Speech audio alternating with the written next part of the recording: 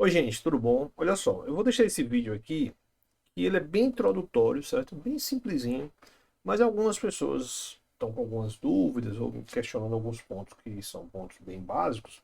Aí, para tentar ajudar esse pessoal que vem me questionando alguns pontos bem fundamentais, eu vou deixar esse vídeo que ele contém umas instruções principais aí do ser, tá? Beleza? E aí, com isso, a gente vai fazer um overview, certo? Para cobrir mais ou menos os conceitos principais aí do C, tá bom? Então, o C em geral, ele precisa que você inclua algumas bibliotecas. É aqui eu trago algumas das bibliotecas principais aqui. Isso aqui vai logo no início do código, né? Tradicionalmente eu uso Linux, né? E eu sugiro que os estudantes também usem, fica mais fácil de programar. Então você usa um editor de texto normal, CalWrite, Gedit, qualquer editor desse aí. Aí você cria um arquivo texto, que em geral esse arquivo texto ele tem extensão .c, C pequeno, né? E aí lá nas primeiras linhas do comando você conhece esses includes aqui, com essas bibliotecas, que em geral elas têm tudo que a gente precisa, pelo menos o básico para fazer física computacional ou cálculos computacionais em geral, tá bom? Então, assim, o C ele tem uma estrutura de função principal, que é esse main. Esse main ele tem a estrutura int main e tem essa chave aqui abrindo e essa chave aqui fechando. Aqui você vai colocar o seu código que você quer programar. Após o seu código, você tem esse return 0 aqui antes desse cara aqui. Então essa é a estrutura. Essa é a estrutura central do seu código é essa, tá bom? Todo o seu código vem aqui. Isso, isso, e isso você não pode mexer. Você não pode, assim, você tem que ter, tá bom? Já o seu código, aí você coloca o que você quiser aqui. Eu quero um código para calcular um integral. Pronto, ele vai aqui. Não está nessa região aqui. Que obviamente pode ter 500 linhas. Sem estresse. Aí você coloca 500 linhas aqui onde eu estou marcando, mantendo isso daqui, isso daqui, isso daqui. Tá bom? Bem, o C ele tem uma estrutura de declaração de variáveis, né? Você tem as variáveis inteiras, você tem as variáveis de precisão simples, que é chamada de float. Tem a variável de precisão dupla, que é muito útil, a gente usa muito, né, que é o double. E tem as variáveis tipo string, que são letras, né, nomes. É muito útil para nome de arquivo, essas coisas, tá bom? Então essa é a maneira de definir elas. Lembrando que o C, ele sempre tem essa estrutura de ponto e vírgula no final de cada linha de comando, certo? Então, esquecer o ponto e vírgula é o erro mais comum em C. Toda vez que você tem uma instrução, que você fechou ela, você põe ponto e vírgula, tá bom? Aí aqui, uma das coisas mais básicas que a gente tem é fazer o programa para ele imprimir alguma coisa na tela. No caso, se você estiver usando Linux, você vai estar usando um console, tá? Um terminal. Então, esse daqui, esse comando aqui, digamos que você pegue essa linha, coloque essa linha aqui, onde tem código, certo? Essa linha, ela vai imprimir, ó. Aí bota aqui printf, aparentes, aí bota aqui umas aspas, aí o valor de A, sendo A esse número inteiro aqui, ó, entendeu? Aí você tem que escrever essa instrução, %d, que é o tipo de número que você vai escrever. O inteiro, em geral, se usa %d. Esse barra n é para ele pular uma linha após escrever o número.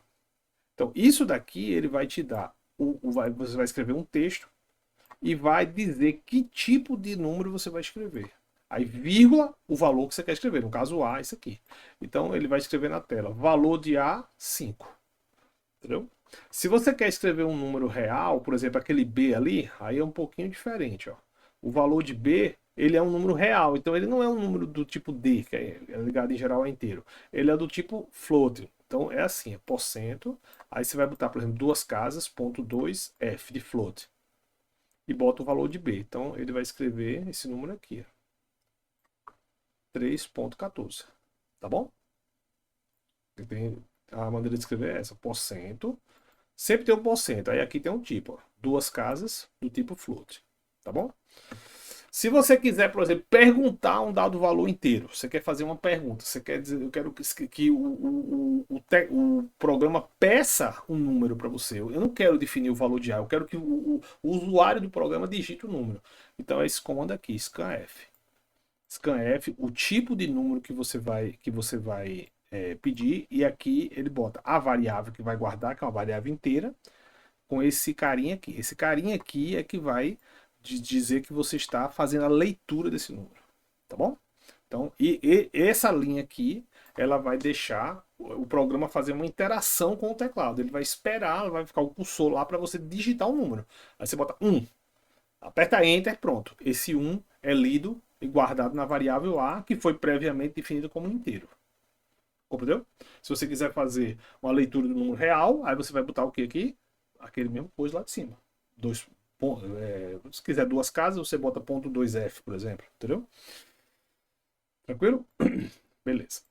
Então, pronto. Aí, definir uma constante. Digamos que eu quero dizer que esse π é uma constante. Aí você põe lá em cima, lá perto de onde você botou as suas bibliotecas, certo? Você bota esse define e bota π e o valor do π. Então, durante todo o processamento, o número π vai ser esse aqui. Isso, em geral, é colocado lá no início, antes do main, tá bom? Se você quiser botar um comentário para você deixar algum ponto explicadinho, aí você pode botar barra, a linha toda é um comentário. Ou se você quiser botar um bloco de comentário, você bota barra asterisco, aí liga o modo comentário. Escreve o textão que você quiser aqui, asterisco, barra, fecha. Então, entre a barra asterisco e asterisco barra, ele ligou um bloco de comentário. Você pode botar um livro ali dentro, você pode botar um textão ali dentro, ele aguenta, beleza? Uma coisa muito importante é a chamada condicional, certo? A condicional é uma coisa que a gente usa muito em programação, né? Em geral é uma pergunta. Se o número A for positivo, aí então a pergunta é assim, if, abre parênteses, aí bota aqui o comando A for maior que zero, fecha parênteses, aí ele vai fazer alguma coisa. Para ele entender que você precisa fazer uma coisa, você tem que botar uma chave, abrir uma chave. Quando ele abre essa chave, ele sabe, o que vier aqui é o condicional disso. Aí ele vai escreva positivo. Então, se esse número for positivo, o número A que foi definido lá em cima, que era um inteiro, por exemplo, né? Se ele for um número maior que zero, então ele é positivo. Aí, aqui, essa chave aqui, fecha esse condicional aqui. Mas aí eu juntei ela com o else. Então ele vai continuar a pergunta.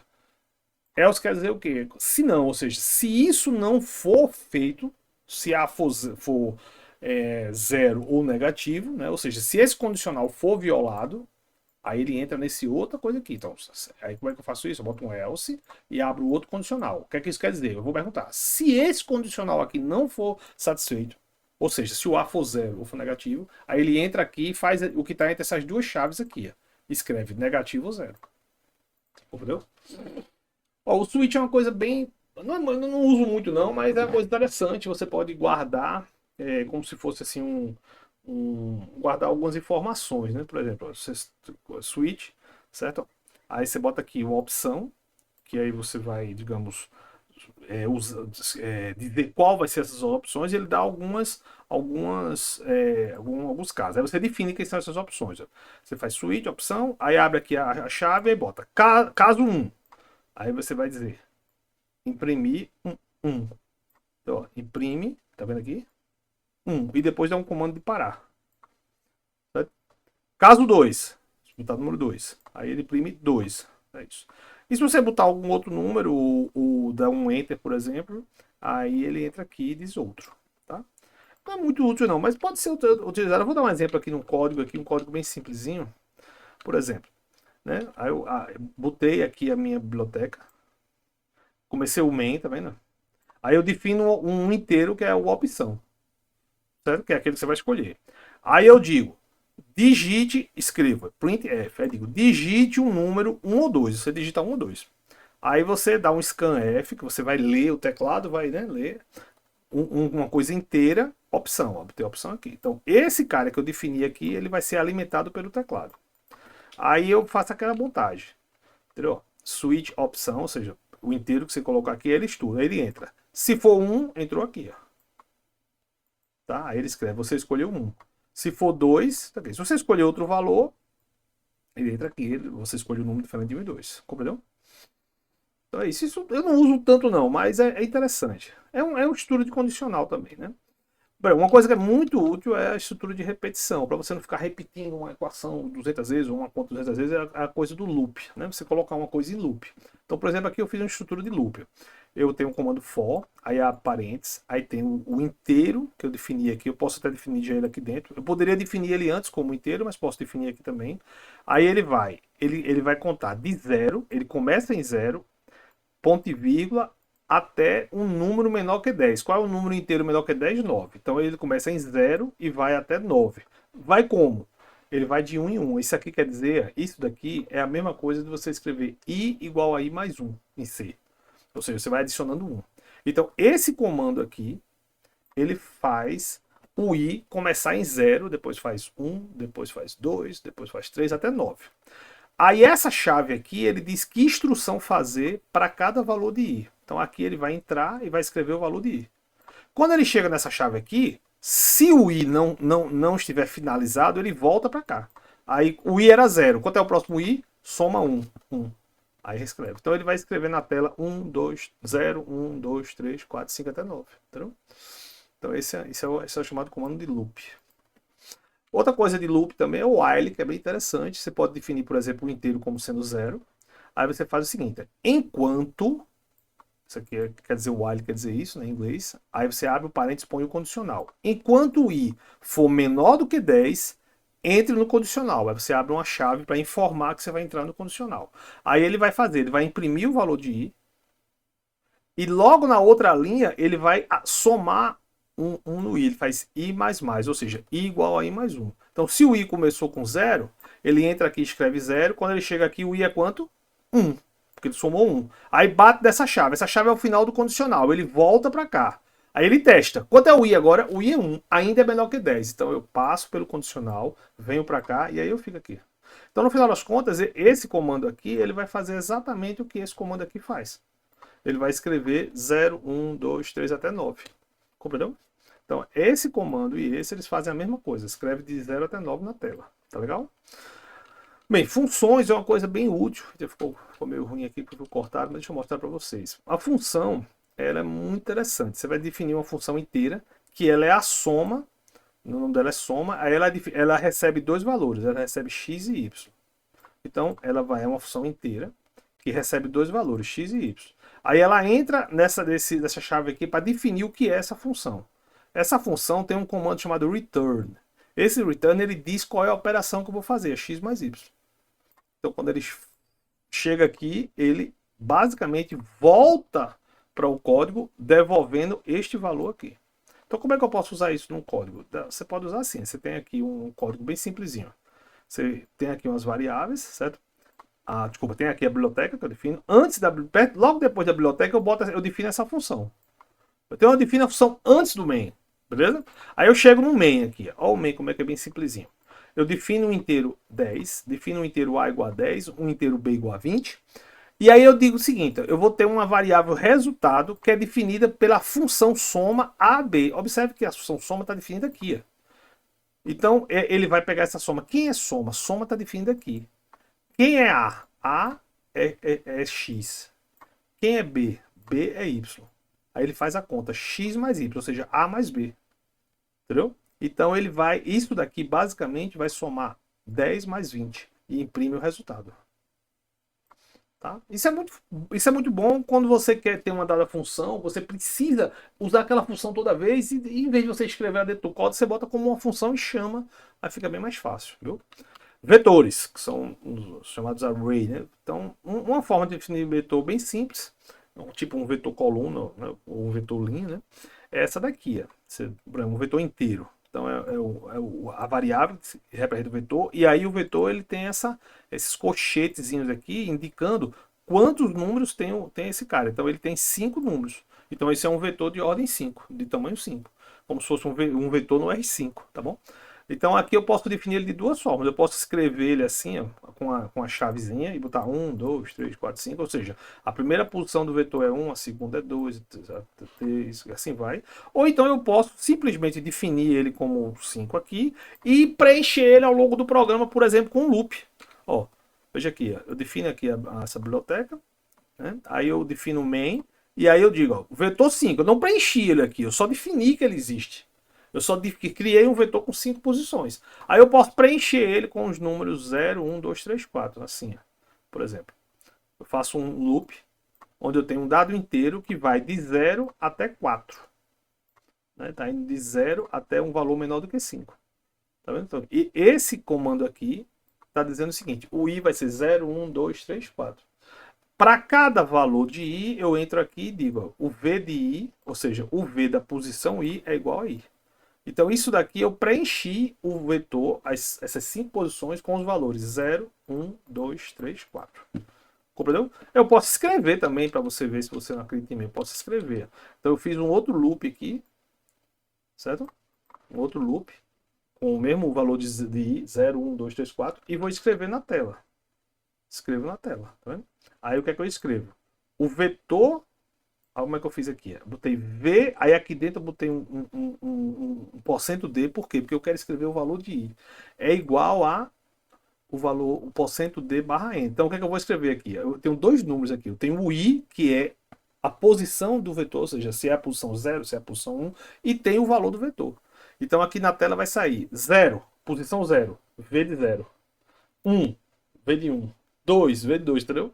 Então eu vou ter tanto a posição quanto o valor do vetor aqui.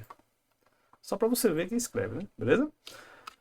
Strings, né? Que são variáveis em geral ligadas a nomes, né? Então, por exemplo, eu dou um exemplo aqui para você. Eu posso definir dentro do main um char, que é esse é o comando usado para definir string, uma variável chamada nome, que ela tem tamanho 100. Então, ela pode ter 100 caracteres. Aí, como é que eu leio esse nome? O programa vai pedir para você dizer o nome aqui. Então, eu dou um scanf e boto %S, que é o tipo utilizado para strings, tá bom? E boto aqui o nome. Então, eu vou digitar um nomezinho, por exemplo, Francisco, digito. Aí o programa depois escreve nome, %S de novo, e bota o nome aqui. Entendeu? Parecido com o que era feito com o inteiro, sendo que agora em vez de I, D, é S. Ponteiro. Olha, ponteiro é uma coisa que assim, eu não uso tanto, mas é interessante saber, né? Digamos, se você tem um dado inteiro X, por exemplo, você define ele como X igual a 10, eu posso descrever um ponteiro, que é esse asterisco P, que assim define, que ele vai ser igual a esse valor de X. Então a explicação é essa aqui, ó. A maneira de usar é essa.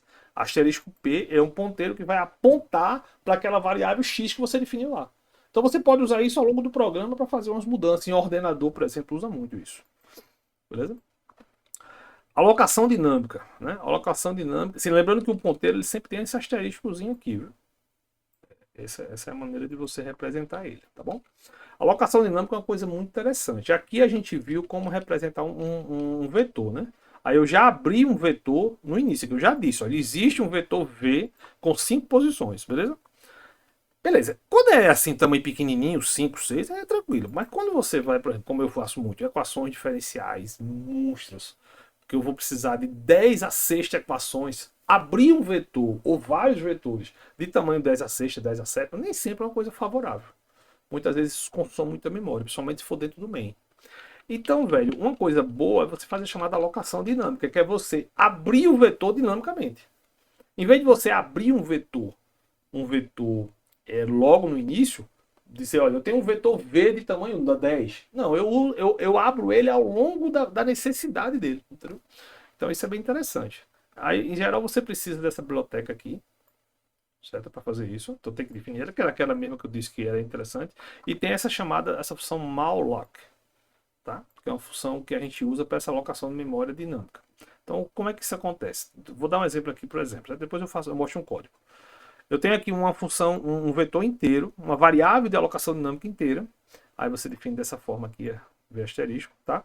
E ela é o seguinte, ela tem, essa é a grafia dela, tem esse int asterisco, aí tem a função aqui malloc aqui.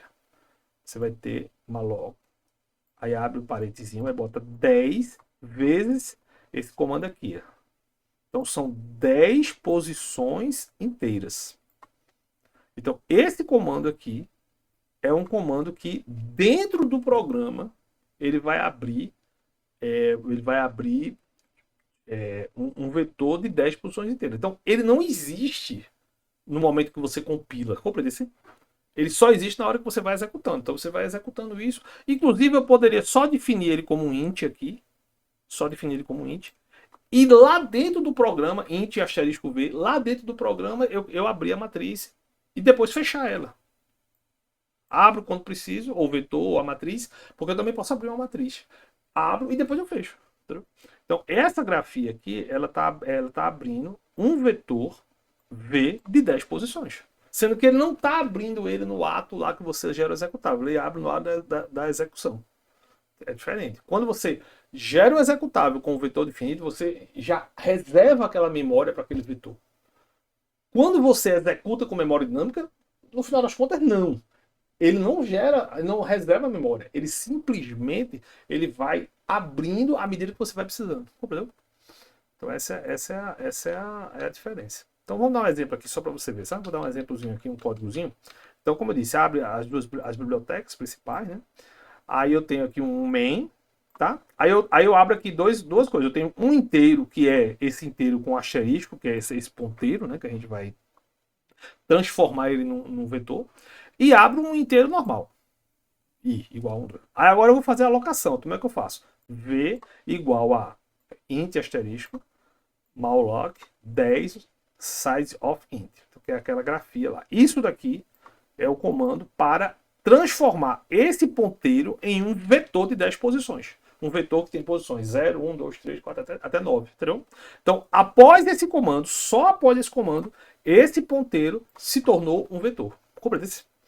Então é isso. Aí, né, a gente vamos ver se vamos preencher esse vetor para ver se ele funciona igual o outro lá do programa. Então a gente faz um códigozinho aqui, onde eu faço um loop de 0 até 9 e preencho o vetor com os valores inteiros. E depois eu imprimo daquele mesmo jeitinho. Compreendeu? Então, aí você vai ver que esse carinha funciona do mesmo jeito daquele vetor lá que foi previamente definido. Compreendeu? Então é isso, né? Abrir um arquivo de escrita. Ó, isso aqui é uma coisa bem interessante, algumas pessoas se atrapalham, né? Basicamente, eu preciso desse comando file e tenho essa espécie de ponteiro aqui, que é asterisco F. Esse ponteiro aqui, ele vai apontar para um dado arquivo de saída. Então, esse ponteiro está associado com um arquivo que está aberto aqui, fopen, que é o comando de abrir arquivo. Aqui está o nome do arquivo, saída.txt. E isso aqui diz a forma, o tipo de arquivo. Isso é um arquivo de escrita, write. Tá bom? Então, esse ponteirozinho aqui está apontando para este arquivo que foi aberto aqui. Compreendeu? Então, o que aconteceu? Eu tenho agora um arquivo, que é o arquivo saída, que está associado com esse carinha aqui. Então, digamos que eu quero escrever alguma coisa nesse arquivo saída.dat.txt. Aí é a próxima linha. Eu vou dar o comando fprint, que é escrever em arquivo. Digo qual é o ponteiro, que é o ponteiro F. Tá bom? E aí eu boto uma vírgula e digo, olha, eu vou escrever no arquivo que está apontado em F. Quem é que está apontado em F? Saída.txt. E vou escrever o quê? Aí eu boto essa conversinha aqui. Valor, o número inteiro, 42. Então eu vou escrever o número 42 nesse arquivo, só para dar um teste. Então é assim, aqui você abre o arquivo, pega o nome do arquivo saída.txt e associa ele com esse ponteiro, através do comando file, tá? E aqui você escreve neste arquivo, aí você não bota o nome do arquivo aqui, você bota o ponteiro. Essa instruçãozinha aqui. Compreendeu? Tem uma outra maneira que eu gosto muito, é muito útil, é você abrir o arquivo de uma maneira dinâmica, vamos dizer assim. Que é o seguinte, digamos que eu tenha um dado programa, aqui está as minhas bibliotecas de sempre, aqui está o main, aí eu tenho um dado parâmetro A, que é um inteiro. É um número inteiro que eu vou precisar dele aí para alguma coisa. Por exemplo, temperatura, um exemplo. Aí, velho, eu não quero abrir o nome do arquivo agora, eu não quero já rodar o programa com o nome do arquivo, eu quero que o nome do arquivo seja criado dentro da execução. Aí eu faço o seguinte, eu defino esse inteiro, por exemplo. Defino um nome de arquivo, esse nome arquivo aqui com 100 coisas, e defino um ponteiro, que é aquele file lá. Aí o que eu vou fazer? Aí eu peço o valor desse A. Olha, digita o número inteiro A. Aí você digita, 1. Aí eu quero que o nome do arquivo, do meu programinha, tenha esse nome, esse A dentro, para o cara saber, olha, esse é o arquivo que vai guardar os cálculos do caso A igual a 1, por exemplo. Digamos que eu bote A igual a 1. A igual a 1 eu vou fazer o cálculo. Digamos que seja, por exemplo, temperatura, um exemplo. Aí eu tenho lá um calor específico, por exemplo. Calor específico são as temperaturas, supomos. Aí eu quero, digamos, mecânica estatística ou termodinâmica, sei lá, eu quero um integral, um exemplo, um integral do calor específico. Supomos que eu preciso disso, certo? Mas eu quero essa integral até a temperatura 10. Um exemplo, sabe? Um exemplo. Aí eu quero que o meu arquivo de saída tenha o valor da integral, um exemplo, do calor específico até a temperatura 10. Aí eu vou dizer, digito o valor da temperatura. Aí eu boto 10. Bota aqui, A igual a 10. Digamos que A seja a temperatura, tá? Aí eu boto 10. Aí eu quero que o nome do arquivo de saída tenha esse 10 dentro para eu me lembrar. Só esse aqui é o caso para A igual a 10. Então é assim que eu crio. Eu vou usar o comando fprintf. Aí eu vou dizer, no arquivo, nome de arquivo, que eu defini aqui como sendo uma variável string, eu quero que você escreva isso aqui, saída, underline, isso aqui tudo é só uma coisa. Aí aqui eu boto o quê? Eu boto um %d, porque eu vou botar um inteiro aí. Que inteiro é esse? A. Então, e ele vai escrever digamos que o A seja 10, ele vai escrever saída, underline 10. Compreendeu? Ponto .txt. Então, esse arquivo aqui, que é a variável strings, vai ter um nome de arquivo criado dentro do programa, entendeu? Com parâmetros do meu cálculo, sacou? Aí, após fazer isso, eu abro o nome. O ponteiro é igual a fopen, o nome do arquivo, com o write. E depois eu escrevo o que eu quiser. Lá, vou lá, uso um sprint e escrevo lá. Este é o arquivo gerado com o volume de ar, por exemplo. Entendeu? Isso é uma coisa que eu uso muito. Você gerar o nome do arquivo em função dos dados do cálculo. Né? Ler de um dado arquivo. Então, supomos que eu precise ler agora. Eu não quero escrever, eu quero ler. Eu tenho um dado arquivo de dados que eu, sei lá, eu medi no meu laboratório, no meu espectroscópio, no meu Maria, quase não sai. No meu espectrômetro, certo? Você tem lá um experimento de ótica, ou então você tem uma medida de magnetismo, sei lá, magnetização versus temperatura, por exemplo. Então eu tenho uma tabela que eu medi no meu laboratório. Aí eu quero ler essa tabela. Eu quero fazer um programa para eu pegar essa tabela, que ela vai ter o nome, por exemplo, entrada.txt, e quero ler essa tabela, tá bom? Então, aí eu abro um arquivo, daquele mesmo jeito, ponteirozinho, blá blá blá, fopen, o nome do arquivo, aí põe aqui a opção R, que é um arquivo de leitura. Tá bom? É um arquivo de leitura. Então, aí o que é que eu faço? Digamos que, supomos que esse arquivo tenha um único valor lá, que é o valor X, por exemplo. Aí eu defino um dado inteiro, e eu dou o comando fscan, F. Aponto qual é o ponteiro para ele saber que eu vou ler no arquivo entrada, tá bom? E aí eu boto o tipo de dado, vírgula, o tipo de dado e a variável que eu vou ler. Então, essa variável aqui será lida desse arquivo que está guardado no ponteiro F. E é uma variável do tipo inteira. Digamos que eu queira ler duas variáveis, x e y, ou seja, um arquivo de duas colunas. Então eu tenho que botar aqui dois valores dentro desse carinha aqui. Eu tenho que botar %d, espaço %d, né, e x, vírgula e y, onde seria dois inteiros. Eu leio duas colunas. E para fechar, quando você fecha o programa, é conveniente fechar os arquivos. Então você dá um Fclose no ponteiro. Beleza? Então, gente, fiz um overview aí, talvez meio tedioso para alguns que já sabem, mas para quem não conhece muito de C, acredito que vai ajudar, tá bom? Um abraço, qualquer coisa pode perguntar aí, viu? Tudo de bom para vocês.